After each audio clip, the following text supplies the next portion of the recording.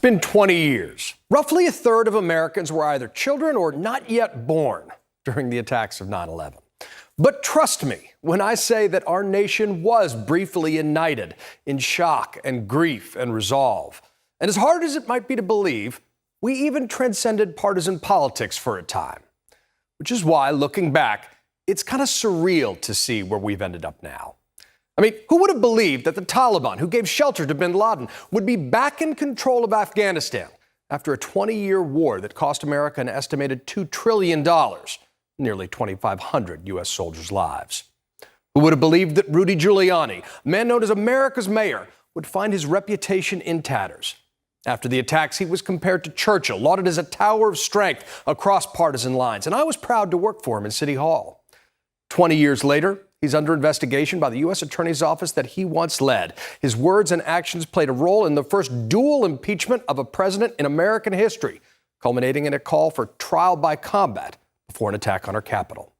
And who would have believed that Donald Trump, the man who bragged on 9/11 that his building was now the tallest in the New York skyline, would have been elected president as a Republican after attacking the freedom agenda of the Bush administration, banning immigration from several majority Muslim nations while negotiating a peace deal with the Taliban that excluded our allied Afghan government.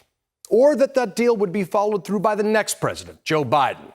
He'd been a senator for almost 30 years when he did a September 20th, 2001 town hall with CNN's Crossfire, co-hosted by young Tucker Carlson. The one-time bow tie aficionado is now a conservative populist Fox News host who opposes foreign wars. But back then, he was already floating the false idea that Iraq had something to do with the attack. Israeli intelligence, a group that knows a lot about terrorism, obviously apparently believes that Iraq had a role in this. That's a view that's gaining currency in Washington. A, do you think that that's true, Iraq had a role? And B, does that make Iraq the enemy? Look, big nations can't bluff.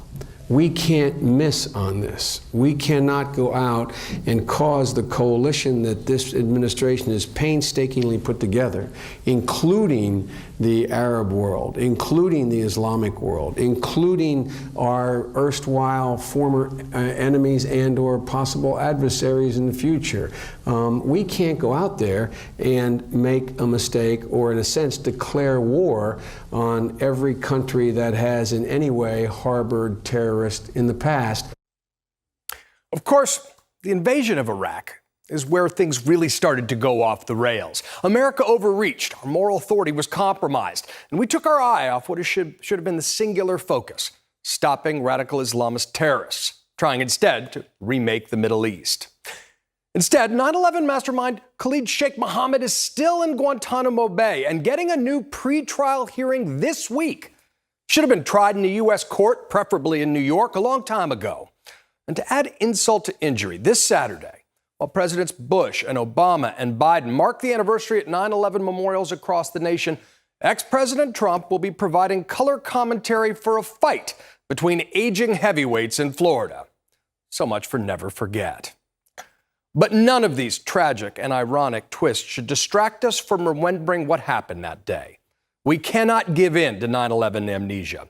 Because that day, our nation met the worst of humanity with the best of humanity. The firefighters and police officers and passengers on Flight 93 set an enduring example of what courage in a democracy looks like. They ran toward danger to help other people they didn't know. They ran into the fire, showing a selfless commitment to the common good in a time of crisis. I've always resisted calling the attacks of 9/11 a tragedy. It was an act of war. Tragedies are self-inflicted. But that brings me to a final sickening twist.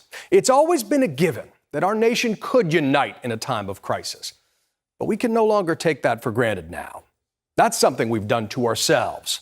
But it's not something we have to accept as inevitable. I still believe that the character of our country has not changed. That's why we need to learn from history and honor the examples of the heroes of 9/11 now more than ever, channeling their commitment to the common good toward defending our shared democracy. That's the defining challenge of our times now. And that's your reality check.